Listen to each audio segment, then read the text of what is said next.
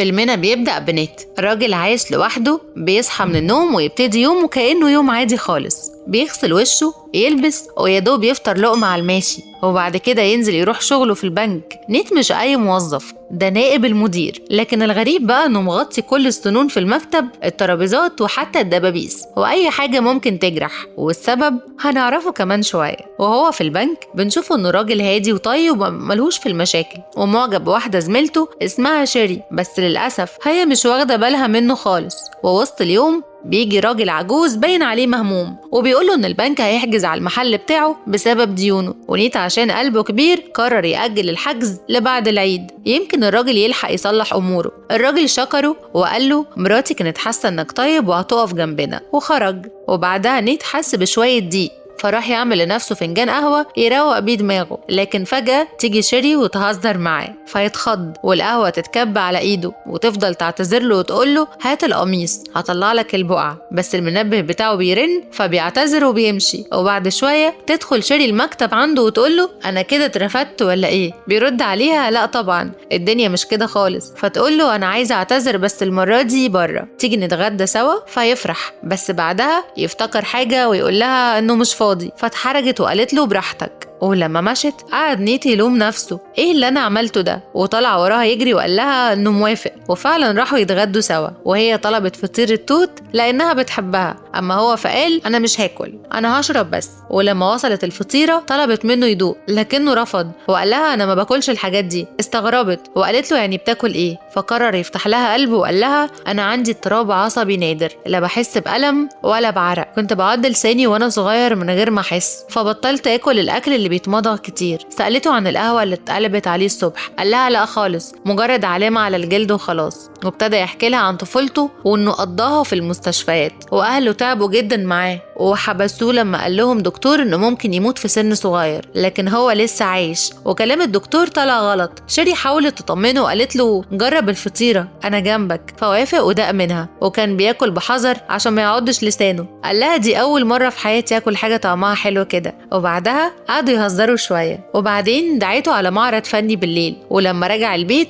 فتح لعبته المفضلة وكلم صاحبه اللي عمره ما شافه، لكن بقوا أصدقاء من زمان جوه اللعبة. حكاله عن اللي حصل مع شيري، ولما سأله هتروح المعرض قال له لأ. فرد صاحبه وقال له انت كده هتفضل لوحدك طول عمرك. الكلام حمسه وراح على المعرض، وهناك اتفرجوا على لوحات غريبة ملهاش معنى. وبعدها قعدوا يتكلموا عن حياتهم، وفجأة جه واحد غلس وبدأ ينده عليه بلقبه القديم نوفوكين، ويفضح اللي كان بيتقال عليه زمان. ولما مشى شيري سألته نوفوكين ده كريم تسلخات؟ فضحك وقال لها ده اسمي في المدرسة عشان ما كنتش بحس بحاجة وكانوا بيضربوني كل يوم. شيري قالت له سيبك من اللي فات، احنا في دلوقتي. والمنبه بتاعه بيرن تاني، فقال لها انه لازم يروح الحمام. استغربت وسألته، فشرح لها انه بيظبط المنبه كل 3 ساعات عشان ما يعملهاش على نفسه من غير ما يحس. ولما رجع لقى شيري قاعدة مع صاحبه من اللعبة وبيضحكوا سوا، فزعل شوية. ولما شيري جابت له مشروب شربه على مرة واحدة بس حس ان بقه بيولع، وسألها انتي حطيتي لي ايه؟ قالت له ولا حاجة، ده مشروبك المفضل نوفوكين. وقعدوا يضحكوا عليه. وبعدها شيري طلبت تروح معاه البيت، وهناك اتفرجت على بيته وقالت له ينفع اسألك سؤال محرج؟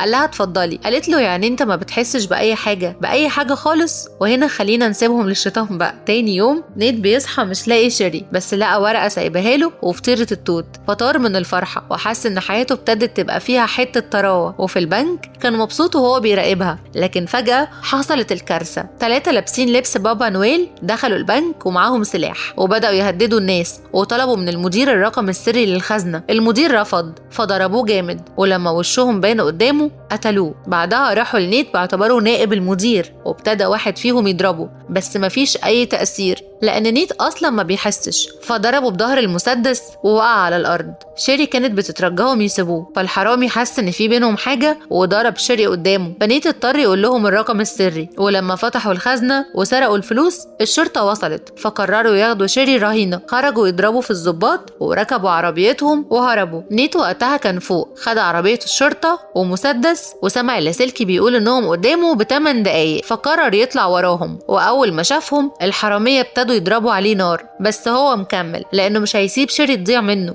وفي الآخر وقفهم في حارة سد ونزل يواجههم وقال لهم أنا مش عايز مشاكل، أنا عايز شيري بس. واحد فيهم قال له أنت ظابط؟ شكلك أول مرة تمسك سلاح. وضربوا وبدأوا يتخانقوا على مين هيمسك السلاح الأول، وهو مستخبي الحرامي بيقدر يمسكه، ونيت من كتر الخوف بيستخبى وراه، وبعدها بيلم نفسه ويمسك طاسة سخنة ويخبط بيها الحرامي، والحرامي أول ما بيحاول يشدها بيتلسع جامد. وبعد كده نيت بيتعصب وبيبدأ ينزل فيه ضرب، بس الغريب إنه مهما ضربه مفيش فايدة، كأنه بيضرب في هوا. ولما سأله قولي فين شيري، الحرامي سكت، فنيت زود الضرب وقال له انت ايه ما بتتعبش، وفضل يضرب فيه لحد ما السلاح وقع في طاسة الزيت. ونيت طبعا استغل الفرصة واخد السلاح وقتله، وبعدها اتصدم لما شافه ميت وبدأ يفتش في جيوبه لحد ما لقى موبايله، فتحه ولقى رسالة جديدة من واحد بيقول له احنا مستنيينك في المحل. وبعد كده فضل يدور في جسم الحرامي وصور الوشم اللي عليه، وبعدها طلع خد عربيته ومشى، وايده كانت مش نافعة من كتر التعب، وكانت شنطة الفلوس محطوطة على الكرسي جنبه. وقتها اتصل على صاحبه في الجيم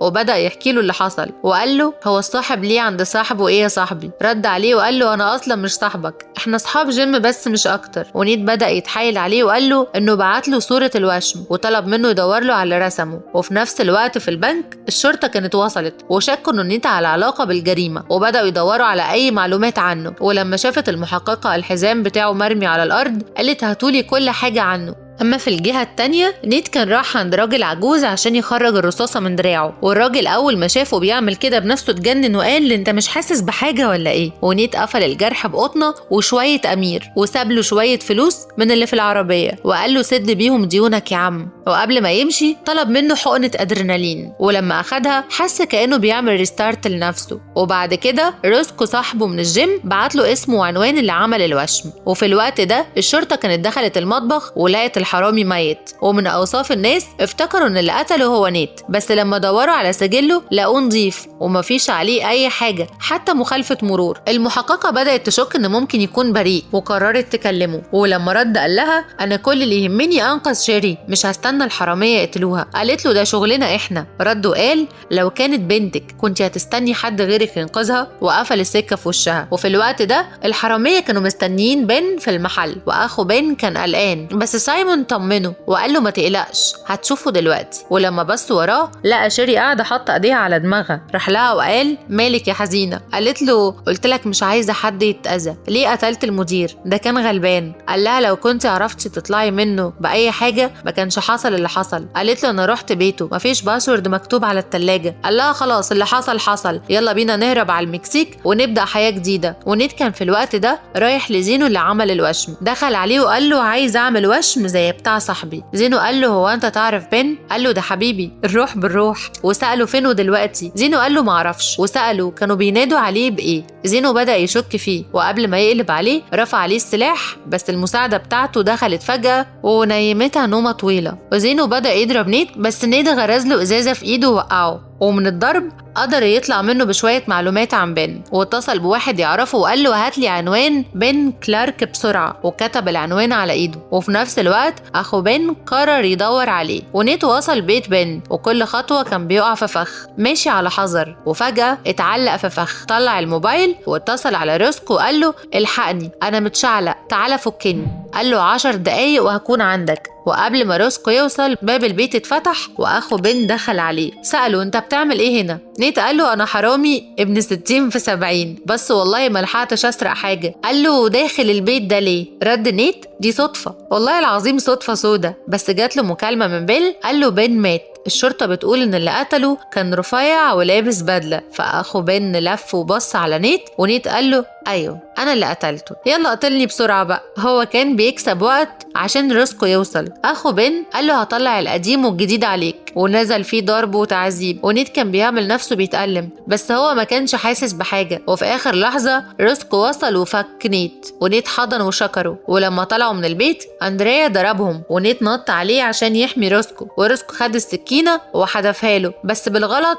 غرزها في رجل أندريا، بس ده ما وقفوش وفضل يضرب فيهم. روسكو رش عليه رذاذ، ونيت خلص عليه وشكروا على اللي عمله معاه. وقعدوا شوية وروسكو كان بيعالج جروح نيت، وفجأة سمعوا صوت عربيات الشرطة. روسكو قال له عندي فكرة، البس خوذة واركب الموتوسيكل واجري. والشرطة افتكرته نيت وجاروا وراه، ولما وقفوه قلع الخوذة عرفوا انه مش هو، فالظابط ضرب وقال له فين نيت؟ الواد قال لهم هعترف على كل حاجة. ونيت في اللحظة دي كان وصل للمحل اللي فيه أندريا وشيري، وكانت شيري بتتخانق مع سايمون وبتقول له ضميري مش مرتاح، نيت ما يستاهلش كده، انا مش هكمل. قال لها دلوقتي ضميرك صحى، احنا سرقنا وقتلنا سوا. قالت له انا غيرك، انا كنت بسرق بس عمري ما قتلت حد. وسايمون بيتعصب فجأة وبيطلع السلاح على شيري وبيقول لها انت بدأتي معايا المشوار ولازم نكمله سوا، وما يلحقش يكمل جملته الا ونيت بيجي في اللحظة الصح وبيوجه عليه السلاح وبيقول له سيبه. سايمون بيفتكره ظابط فبينزل السلاح فورا، بس بعد ما نيت بيطمن على شيري سايمون بيفهم الحقيقة المرة، نيت مش ظابط، ده مجرد واحد مغفل وقع في لعبته وبيصرخ فيه بجد، كل ده عشان شيري. ونيت بيرد بكل ثقة مستعدة اقتلك انت كمان عشانها. سايمون بيضحك ضحكة سخيفة وبيبص لشيري وبيقول لها انا اسف بس مضطر اقول له. وفجأة المفاجأة بتنفجر في وش نيت لما يعرف ان شيري تبقى اخته، ونيت بيتصدم وبيبص لها وهو مش مصدق، وهي بتحاول تعتذر له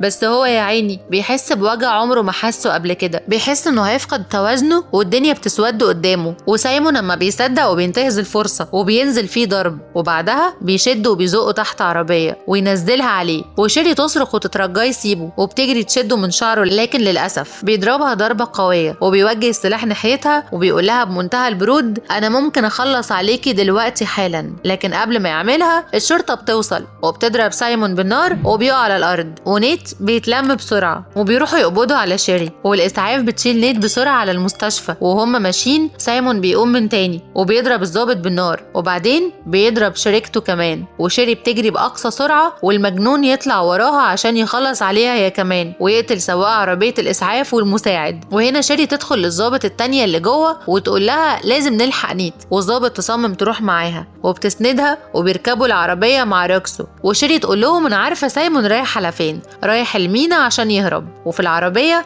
نيت يفوق ويفهم ان اللي سايق هو سايمون نفسه ويحاول يفك ايده، وبما انه مش حاسس بحاجة من الألم فالموضوع سهل بالنسبة له كأنه بيلعب بصباعه. وسايمون بيبدأ يستفزه بكلام عن شيري، ونيت يضربه بجهاز الكهرباء وسايمون يتكهرب والعربية تتقلب بيهم، بس سايمون يبان كأنه سوبرمان ويدخل يضرب نيت ويحاول يخنقه، لكن نيت بسرعة بيقطع السلك وسايمون مش ناوي يسيب حد عايش، بيطعن في نيت لحد ما شيري توصل. وشيري تقول لروكسو خد الضابط بسرعة على المستشفى، وتنزل تدور على نيت وتدخل تلاقي سايمون كسر ايده وخربها حرفيا. وشيري تضرب نار على سايمون لكنه بيستخبى، واول ما خلصت الرصاص طلع وبدأ يضربها وكأنه ناوي يقتلها، حتى اخته مش فارقة معاه. ونيت وهو على بطنه يزحف بالعافية لحد ما يوصل للحقنة وياخدها ويعمل ريستارت لنفسه ويقوم بكل قوته عشان ينقذ شيري ويغرز العظمة اللي خارجة منه في سايمون وبيخلص عليه وينهي الكابوس ده للأبد. وبعدها نيت بيتنقل للمستشفى وجسمه كله متجبس، وروكسو قاعد جنبه، وبعد شوية تيجي الضابط وتشكره على شجاعته وتقوله انت بطل، بس للأسف متهم بقتل غير متعمد وسرقة عربية شرطة واقتحام، بس بتطمنه ان الحكم هيتخفف لأنه أنقذ حياة ضابط. وبعد سنة نشوف نيت قاعد بيلعب مع روكسو وبيقول له هقفل ورايح مشوار مهم، بياخد فطيرة التوت وبيزور شيري في السجن وبيوريها الوشم اللي خلصه وكان راسمها هي، وبيقول لها قبل ما اعرفك ما كنتش فاهم نهاية الوشم ده، بس دلوقتي عرفت ان الفارس انقذ حبيبته وهي كمان انقذته. وفجأة واحد يزعق من الزنزانة ويقول احترم نفسك والبس قميصك، ونعرف وقتها ان شيري فاضل لها 8 شهور وتخرج، ونيت يقول لها انا هفضل مستنيكي، والفيلم بيخلص على كده.